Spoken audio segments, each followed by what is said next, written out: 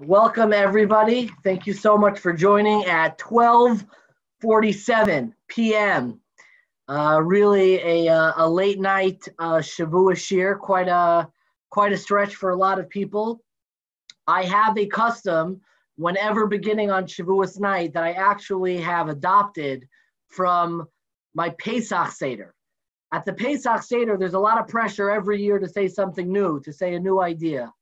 And what I do when introducing Shavuos and talking about Shavuos, and what I do at my Pesach Seder, is I actually begin with the same idea. Every single year, I begin with the same idea, and I'd like to begin by pointing out the absurdity of the custom to stay up all night. How difficult it is, how strange it is, and how at the end of the day, it doesn't even lead to any more Torah study.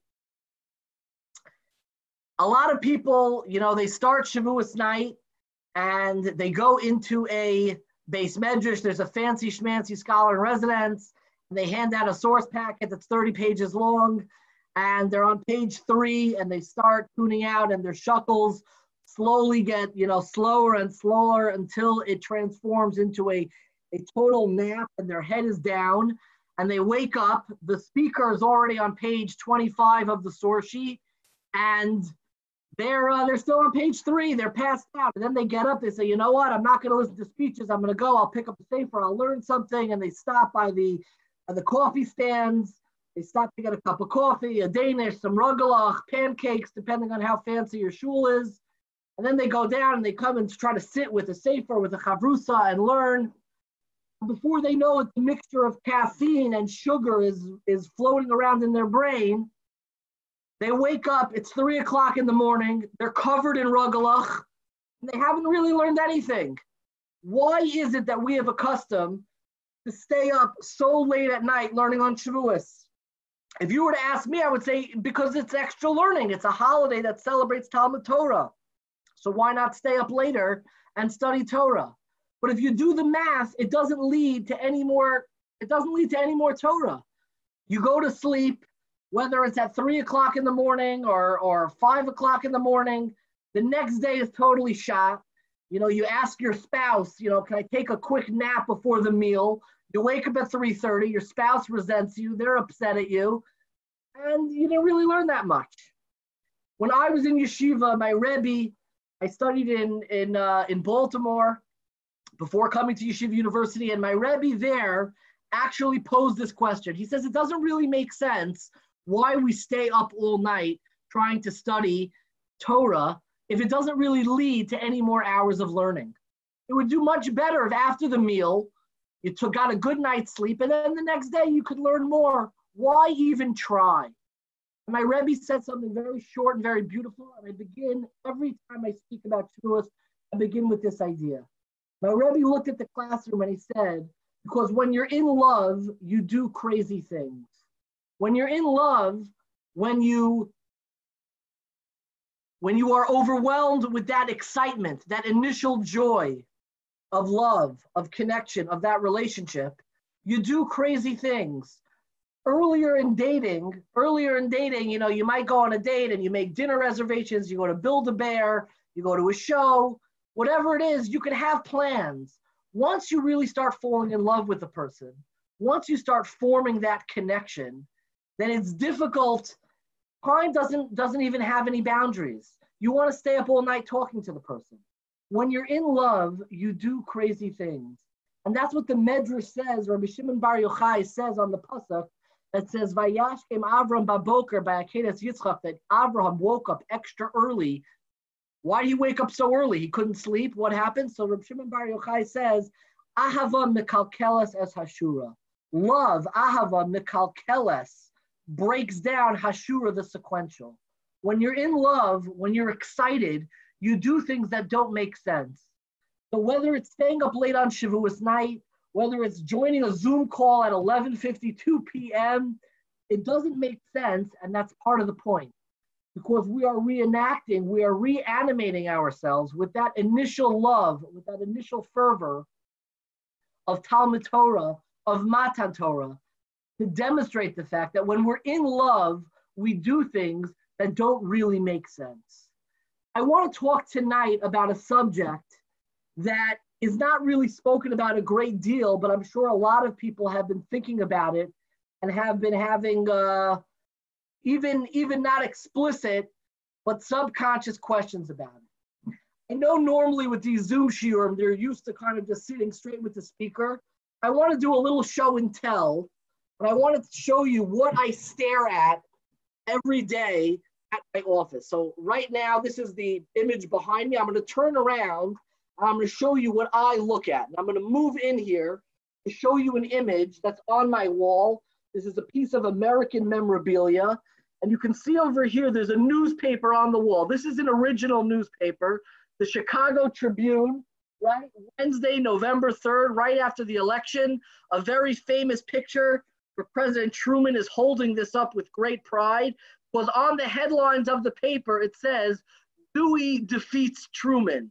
Thomas Dewey, who I believe was the governor of New York at the time, was running a very close election race against President Harry Truman, and they called the election too early. We've all lived through this a second time. They called the election too early, and the big headline was Dewey defeats Truman. And for a lot of people, for me, it's a testament. Never count anybody out. Even if the headline says that you've already failed, even if the headline says that you've already lost, don't always believe the headlines. But there's another idea, and there's another reason why I find that headline so amazing. Because it's a demonstration of a very fascinating part of the general study of history called alternative history. If you look at that headline, you could kind of scratch your head and wonder, what would the universe, what would America, what would Israel look like if we didn't have a President Truman and instead we got a President Dewey, if that headline was actually correct? It's an alternative timeline that you could stare at and say, I wonder what this would be. For most people during quarantine, for those who haven't been logging on to Zoom shiurim and spending time studying Torah, maybe it's you, maybe it's a grandchild, maybe it's somebody you know, but the focus for most of America during quarantine was a documentary, a 10-part documentary called The Last Dance, which was a documentary about the final season of Michael Jordan. Now, the documentary it's a great documentary, really interesting to watch. But anybody who studied even a little bit of sports, and if you've downloaded the source sheets, which are on the page, I have from Sports Illustrated, they did a fascinating story called What If? What if this team would have drafted a different player? And when you watch The Last Dance, there are so many what if questions surrounding Michael Jordan. You don't need to be a sports buff to know two things. Number one, Michael Jordan was not drafted first in the NBA. He was drafted third. The first draft pick was Hakeem Olajuwon. The second draft pick was Sam Bowie, who was a total bust by the Portland Trailblazers. And the third draft pick was Michael Jordan. And anybody with even a nominal interest in sports or no interest in sports, you wonder what would have happened if somebody else would have drafted the great Michael Jordan first. In Sports Illustrated, they ran a feature called What If, and they asked, what if Michael Jordan had stuck with baseball? What would have happened? All sports fans, they always like to know, imagine that alternative timeline, how that would have unfolded. In Bill Simmons' great book, The Book of Basketball, he writes as follows. He has an entire chapter called The What If Game. An entire chapter about the alternative history questions that sports fans ask themselves. He writes in the introduction of that chapter, we spend an inordinate amount of time playing the what if game. What if I never got married? What if I had gone to Harvard instead of Yale? What if I hadn't punched my boss in the face? You can't go back. You know you can't go back, but you keep rehashing it anyways. And for most people, alternative history is kind of a nice parlor game. It's something you talk about with your friends. You know, when you're on a break, you talk about sports, you talk about history. I actually believe that this question is at the center of Jewish history, and it's at the center of Matan Torah. If you look on page 2 of the sources, and again, the sources, you can go back on the page, they're online, you can look at them. Most people on Shavuos focus on Matan Torah, on the beginning of the Har Sinai story. I want to fast forward to the end of the Har Sinai story, when the Jewish people left Har Sinai. They came to Har Sinai in the beginning of Parshas Yisro. Interestingly enough, the entire story of Matan Torah is bookended with the story of Yisro. It begins with Yisro coming, and it ends in Parshas Bahaloscha with Yisro leaving. And that's the end of the Har Sinai story. And at the end of the story, right after Yisro leaves, and right when they leave Har Sinai, the pasuk says, one of the most famous psukim in the Torah, it says, Vayehi ben Soa ha'aron, Vayomer Moshe, Humo Hashem v'yafutzu oivecha, v'yanusu misonecha mipanecha, uvenucha yomar shuva Hashem revavos alpha Yisrael.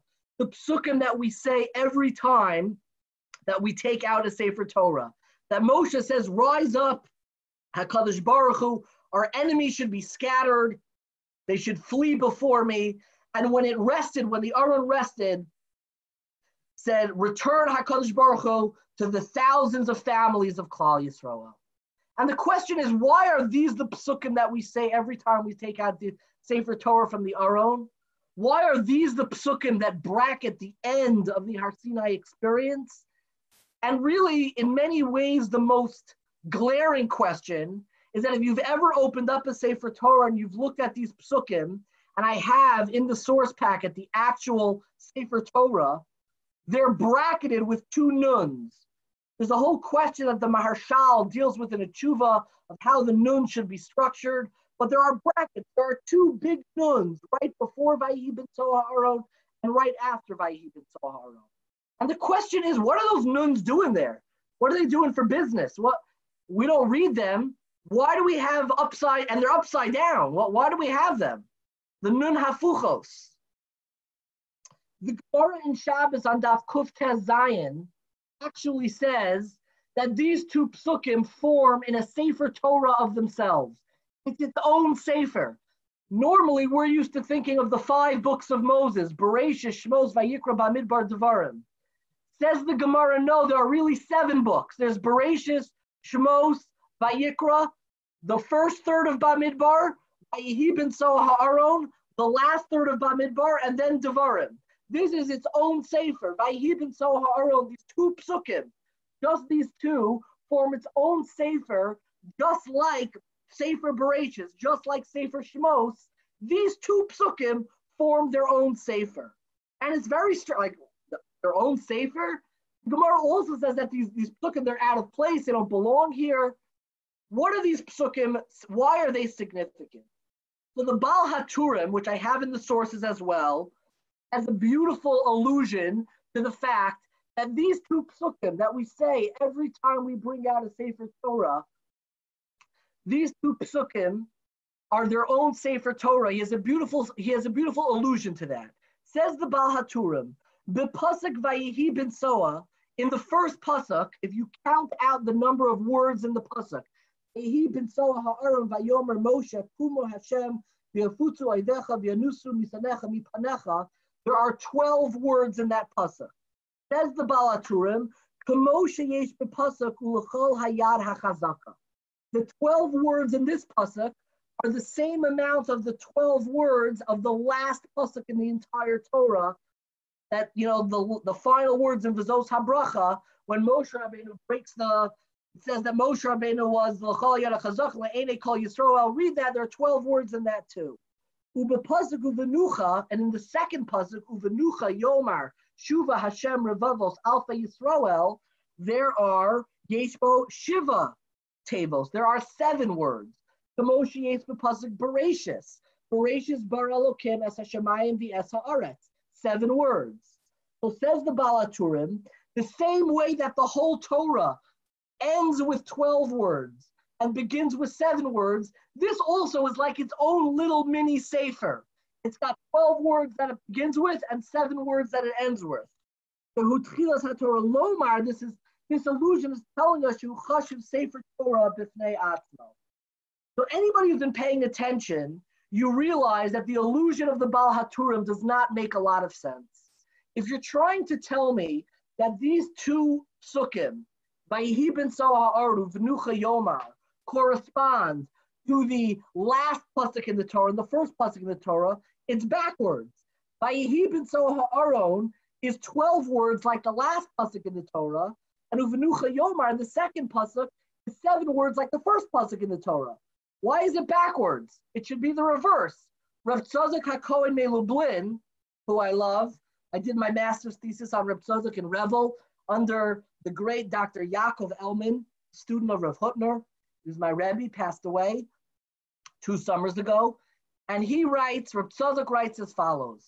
He asks on the Baal HaTurim, it's a cute illusion, but it doesn't really make sense. It should be in reverse. Vayihi ben Soha'aron should correspond to the first pasuk, and Uvenucha Yomar should correspond to the last pasuk in the Torah. There's Reb Tzadok. The Baal HaTurim Parsha Zu Isa b'pasuk Vayihi ben Soha Yud Beis Tevos. Vayihi ben Soha's 12 words. K'moshes b'pasuk Yichol Yada Chazaka b'Sof HaTorah. U'b'pasuk Uvenucha Zayin Tevos k'mo b'pasuk Bereishis to Tchilas HaTorah Lomer Shu Chashav Sefer Torah b'fnei Atzmo. V'yesh lahavin. Ask Reb Tzadok. L'fi remezeh lama nirmaz kodem neged hapasuk desof haTorah they say for Yud Beis va'achar kach mesaper zayin tevos keneged hapasuk detchilas haTorah. Why is Vayihi ben Soha corresponding to the last pasuk in the Torah and Uvenucha Yomar corresponding to the first pasuk in the Torah? The correspondence is backwards. If you want to explain this is its own Sefer Torah, you have it in reverse. To understand the significance of these 2 psukim and to answer Reb Tzadok, I want to delve deeper into the concept of alternative history within Jewish history. Jews are very nervous about alternative history. It makes them very nervous, and it always gets Jews into trouble. There's a fabulous article that was published on the Lehr House. I see some Lehr House editors on here. And there was a fabulous article that was published by my dear friend, Dr. Zev Elef, that spoke about alternative history, imagining what could have been if YU had a different history. He imagines what would have happened that instead of Dr. Lamb becoming the president of YU, if Dr. Emanuel Rachman, who was the other major candidate, became the president instead. And he delves into kind of the alternative timelines of what could have happened. In there, he has an amazing footnote where Zev knows everything in Jewish history. He has an amazing footnote from Tradition in the summer of 1976, where Gary Epstein, who's now a lawyer, who I know his son, Benji Epstein, wrote a marvelous book on mindfulness. Shout out to Benji Epstein. So Gary Epstein, his father, wrote the one article in Tradition magazine that has a disclaimer, like a Surgeon General's warning, like, be careful, this article might offend you. Usually you don't see that in Tradition. I mean, you might get offended by the multi-syllabic words. Only so many times you could see the word ontological and axiological within a couple sentences. But there's a disclaimer. I'm going to read the disclaimer for you. Although the editors of Tradition regard the state of Israel as a pivotal instrumentality for the survival of Judaism in the modern world, they deem it important to open the pages of this journal for the discussion of controversial positions. So they realize they're about to publish something that's not so okay. What was the name of the article? The name of the article, which is on the source sheet, is Could Judaism Survive Israel? And it's an imagined alternative timeline of what would happen, chas v'shalom chalila v'chas, if Israel got destroyed. And the letters poured in the Tradition lambasting Gary Epstein. How could you even imagine such a thing?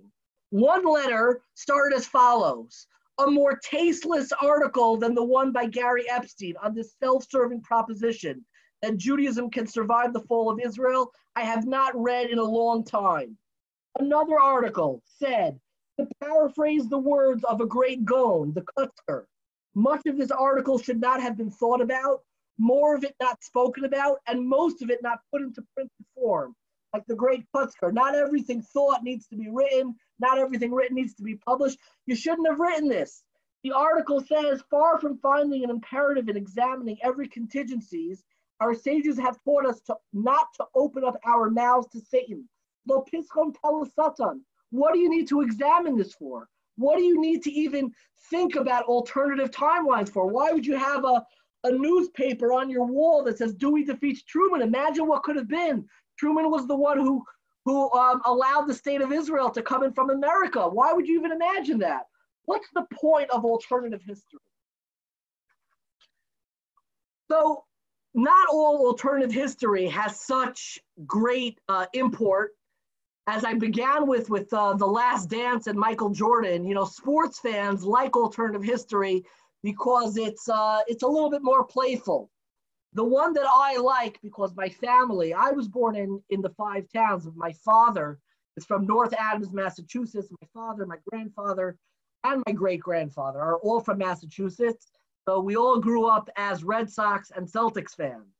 So the big question that all Celtics fans want to know, which I have on page 4 of the source sheet, is what if Len Bias had an overdose? Len Bias was a famous first-round draft pick for the Boston Celtics.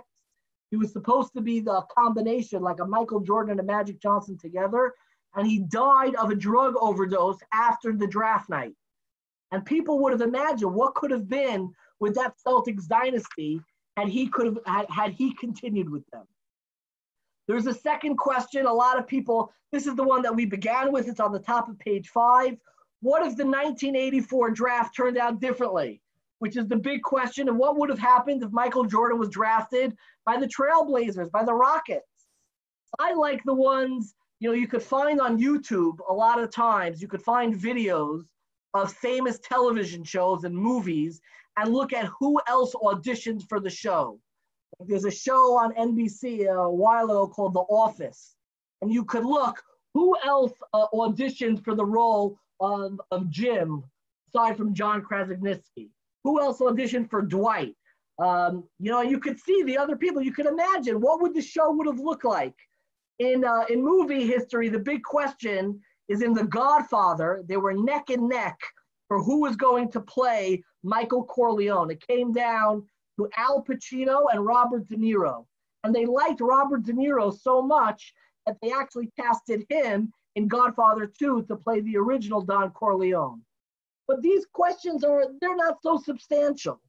But there are other areas in Jewish history, like when Gary Epstein asked the question about the survival of Israel, the survival of Judaism without Israel, that can be very upsetting. There's an amazing book by Gabriel Rosenfeld called The What Ifs of Jewish History. It's published by Cambridge. And this book takes the questions of alternative history outside of sports and movies and television and talks about it within the narrative of the Jewish people. I'm just going to read some of the chapters for you because they're so fascinating. What if the Exodus never happened? What if the temple in Jerusalem had not been destroyed by the Romans? And keep in mind, that question of alternative history is not just addressed by René Bloch, who writes the article in the book. It's also asked by the Or HaChaim in his commentary on the Torah, asking what would have happened if Moshe Rabbeinu would have entered into Eretz Yisrael and the Beis HaMikdash would have never been destroyed. He asked these alternative history questions. What if Spinoza had repented? All of these, I love these questions.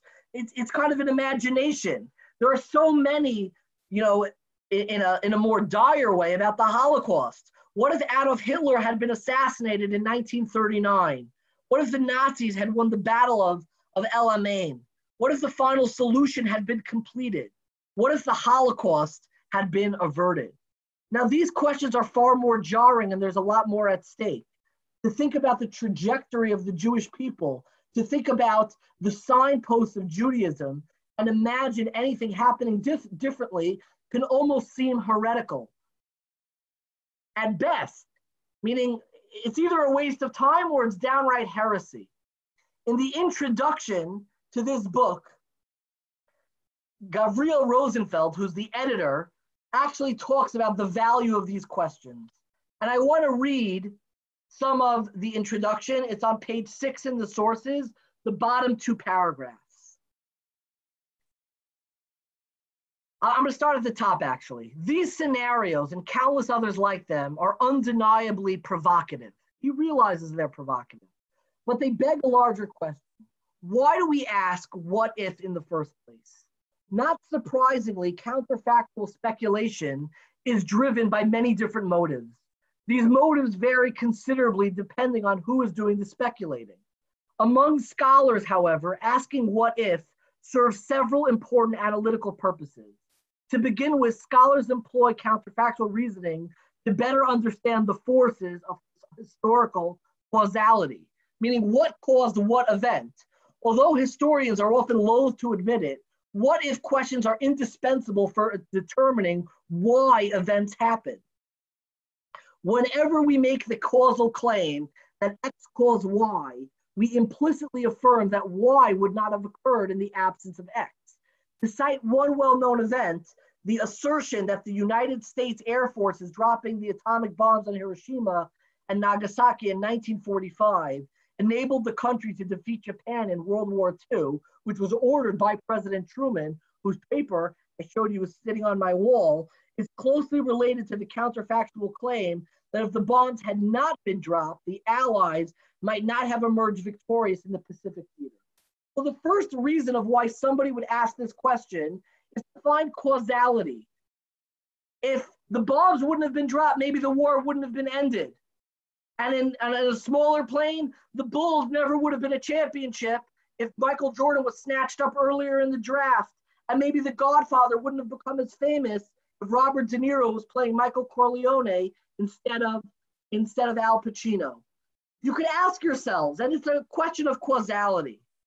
But the final paragraph that I have on this page, I think is the most important and the one that I want to really dwell upon with you.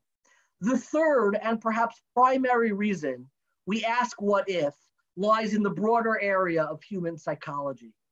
It is our very nature as human beings to wonder what if. At various junctures in our lives, we may speculate about what might have happened if certain events had or had not occurred in our past. What if we had lived in a different place, attended a different school, taken a different job, married a different spouse? When we ask such questions, we are really expressing our feelings about the present. We're either grateful that things worked out as they did, or we regret that they did not occur differently. The same concerns are involved in the realm of counterfactual history. What a moving insight on why we ask these questions. We ask these questions not to reflect on the past, but to better understand our appreciation or our frustration and regret with the present. I think these questions are extraordinarily relevant right now, whether we're asking them explicitly or implicitly. Anytime that you see a backyard wedding, a front porch bar mitzvah, a simcha that you couldn't attend, a Zoom bris, you're asking yourself, how would this have felt differently if we were able to be together? Imagine that the last 3 months look so differently. It changed in an instant. Imagine our March, our April, our May unfolded in a different way. An alternative timeline. The people who we could still be with. The families who could be together for Yontif. The people who could celebrate together. Communities who could join together. And when we ask that question, we're not asking just a question about causality in the past of who's responsible, who caused it. We're asking a question about the present moment that we're in. Do we regret it? Are we frustrated by it? Are we able to find some optimism, some inspiration? When we think of our families, of our spouses, when we think of our professions and our jobs, and we think I could have gone into law, into medicine, into computer science, and you wonder for a moment, what if life unfolded differently? That question of alternative history is not about a counterfactual claim of causality. It's about accessing and appreciating the present moment that we are in right now. It's with that I want to really return to the Nuns, to the story of Vayehi ben Soah Ha'aron. On the last page of the sources on page 7, on the very top, Rabbi Soloveitchik has a that is also explained and presented by Rabbi Yitzchak Isaac Chaver in his Sfarim and by many others. Rabbi Soloveitchik expresses it so beautifully. Says Rabbi Soloveitchik, Vayihi bin Soah ha'aron and Uvenucha Yomar is the alternative history of the Jewish people. It's the imaginary timeline of what would have happened had we left Har Sinai at the moment that we departed from our encampment around Har Sinai, and we would have gone straight into Eretz Yisrael. And instead, Bamidbar starts to deteriorate with the Misonanim, with the complainers, and all of the stories, and our entire trajectory begins to deteriorate. And Vayihi bin Soah ha'aron is bracketed with those nuns because it's a sefer b'fnei atzmo, because it's an alternative timeline within the Torah itself. Says Rabbi Soloveitchik, there would have been no need for an inverted nun at the beginning and an inverted nun at the end. The verse would have been the climax of the whole story, not an inversion. Jewish history would have taken a different course. Had Moshe entered Eretz Yisrael, our history would never have been taken from us. The Messianic era would have commenced with the conquest of the land of Israel by Moshe. It was then that Vayihi bin Soah ha'aron lost its place. It's not in the right place. Instead of the march bringing them closer to the land of Israel, it took them away from the promised land. The nuns were inverted, and the inversion, Jewish history, became inverted and is still inverted. The Parsha is still dislocated. We cannot say we are setting forth with the same assurance and certitude that Moshe displayed to his father-in-law just 24 hours before the permissive multitude inverted the process of redemption. Due to this inversion, the Messianic era did not commence in Moshe's time, nor have we witnessed the fulfillment of the prophecy. On that day, the Lord and his name will be one. Bayom hahu yeh Hashem echad u'shmo echad. Let's return to Rav Tzadok's question, because this is really where the instructive nature of alternative history comes to the fore when thinking about these two psukim. Rav Tzadok asks, why is the correspondence backwards? Why is it that Vayihi bin Soah ha'aron corresponds to the last pasuk in the Torah, and Uvenucha Yomar corresponds to the first pasuk? Because that is the avoda, that is the effort and the direction that we need when we think of these alternative timelines. That we need to take the end and make it into a beginning. When we look at our families and our careers and our communities, all of the different directions and roads we could have taken and could have gone, it's very easy to look at the present moment with an air of regret, with an air of pain, with a question of what if I had gone in that other direction. And instead, as the illusion of the Baal HaTurim is telling us, this inverted parsha, this alternative timeline is deliberately a backwards correspondence, because we take the ending, we take the end of the Sefer and we make it a beginning. The beginning is always the time when we have the most excitement, when we're setting out in college, when we just start dating, when we're just picking a career, and we have this excitement of the whole world is in front of us. And it's at that moment that we think this is the most pristine, pure moment.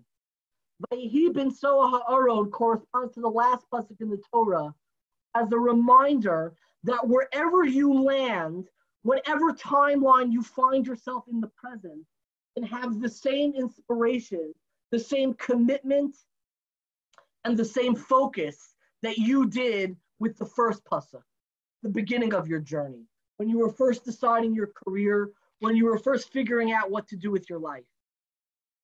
And this, I believe, was said so beautifully in a speech given reflecting on teaching Kafka, and it's the last source that I have on this page. David Foster Wallace has a beautiful reflection, and there's a sentence in here where he talks about the difficulty of teaching Kafka. And he says, and it is this, I think, that makes Kafka's wit inaccessible to children whom our culture has trained to see jokes as entertainment and entertainment as reassurance. It's not that students don't get Kafka's humor, but that we've taught them to see humor as something you get. The same way we've taught them that a self, our own lives, our own decisions, is something you just have.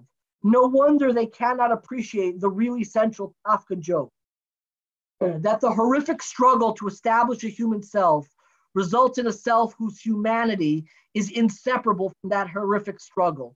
Listen to this sentence. This is one of the most beautiful sentences I've ever read. That our endless and impossible journey toward home is in fact our home. That our endless and impossible journey toward home is in fact our home. So many of us spend our times ruminating on the different choices, career, family, community that we could have made. What if I moved to the other community we had checked out? What if I had accepted the job in the other institution? What if I'd gone to a different school?